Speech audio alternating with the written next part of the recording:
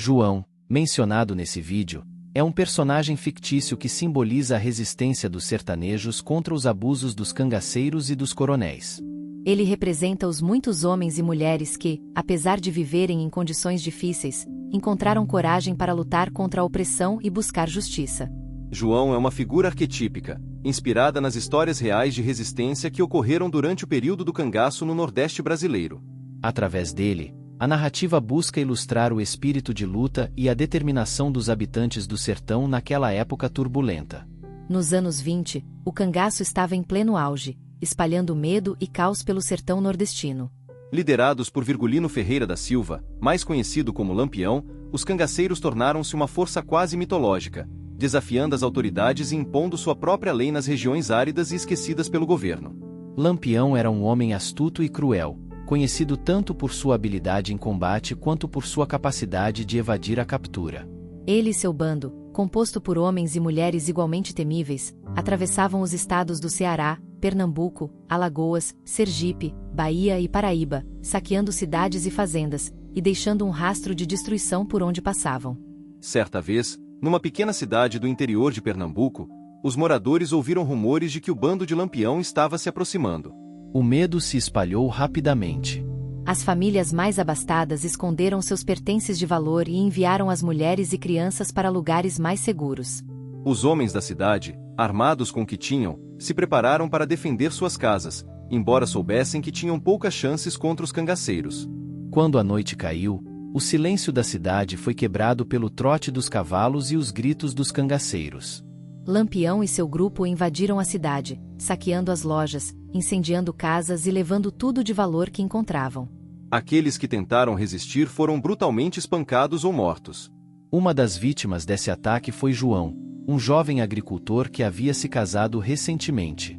Ele tentou defender sua casa, mas foi subjugado pelos cangaceiros. Sua esposa, Maria, foi levada pelos homens de Lampião. Desesperado e ferido, João jurou vingança. Ele decidiu unir-se a outros homens que também haviam perdido tudo para o cangaço, formando um pequeno grupo de resistência que começou a perseguir os cangaceiros, esperando, um dia, encontrar uma oportunidade de enfrentar Lampião. Durante meses, João e seu grupo seguiram os rastros de Lampião, enfrentando todas as adversidades do sertão. Eles sabiam que não tinham muitos recursos, mas a sede de vingança e justiça os mantinha firmes. Em uma noite de lua cheia, após semanas de perseguição, conseguiram localizar o esconderijo dos cangaceiros.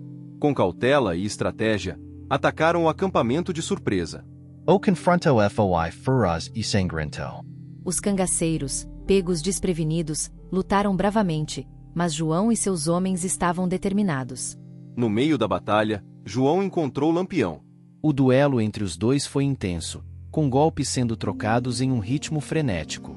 Por fim, João conseguiu ferir gravemente Lampião, mas também sofreu sérios ferimentos. Os cangaceiros, vendo seu líder caído, fugiram, deixando para trás o acampamento destruído. João, embora vitorioso, estava gravemente ferido. Seus companheiros o levaram de volta para a cidade, onde foi tratado e se recuperou lentamente. Maria, que havia sido libertada durante o ataque, cuidou de João, e os dois começaram a reconstruir suas vidas juntos.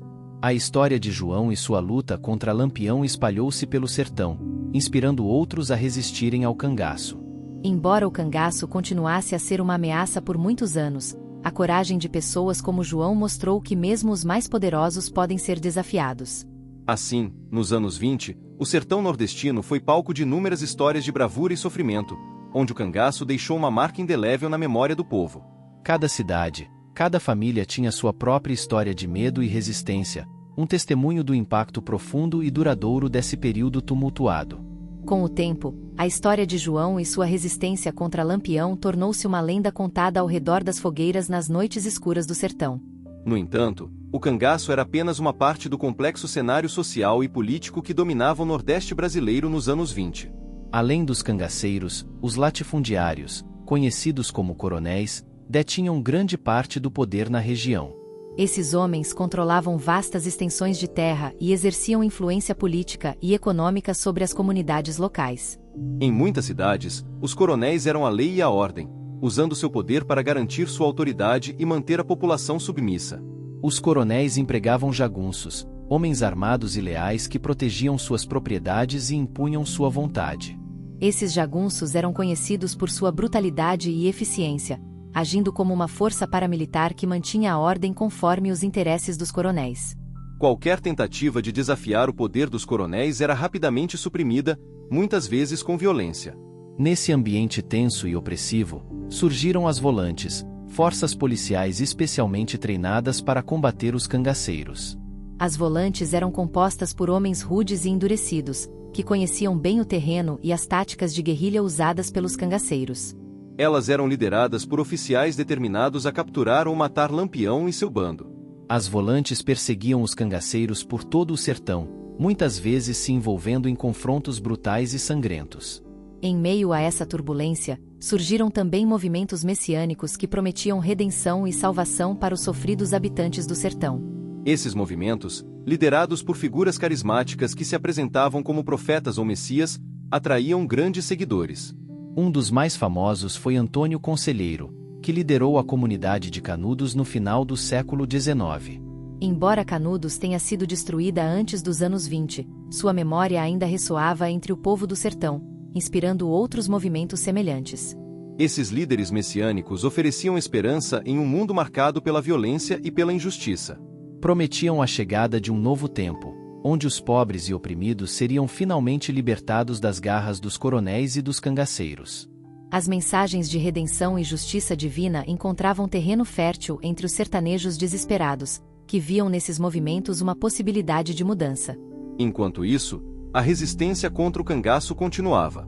João, agora mais velho e experiente, uniu-se a outros líderes locais para formar uma rede de apoio mútuo contra os cangaceiros e os abusos dos coronéis. Eles organizaram patrulhas comunitárias e estabeleceram alianças com as volantes, compartilhando informações e recursos. Essa cooperação trouxe alguns sucessos, enfraquecendo o poder dos cangaceiros e trazendo um pouco mais de segurança para as comunidades. A luta era árdua e muitas vezes parecia sem fim. O sertão, com suas vastas e inóspitas paisagens, era um campo de batalha constante, onde a linha entre sobrevivência e desespero era tênue. Mas, através da coragem e da determinação, os sertanejos continuaram a resistir, buscando construir um futuro mais justo e seguro para suas famílias. Assim, a história do cangaço e dos diversos atores envolvidos, os cangaceiros, os coronéis, os jagunços, as volantes e os movimentos messiânicos, é uma saga complexa e multifacetada. É uma narrativa de resistência e opressão, de esperança e desespero, que deixou uma marca profunda na identidade e na memória do povo nordestino. Nos anos 20, o sertão era um caldeirão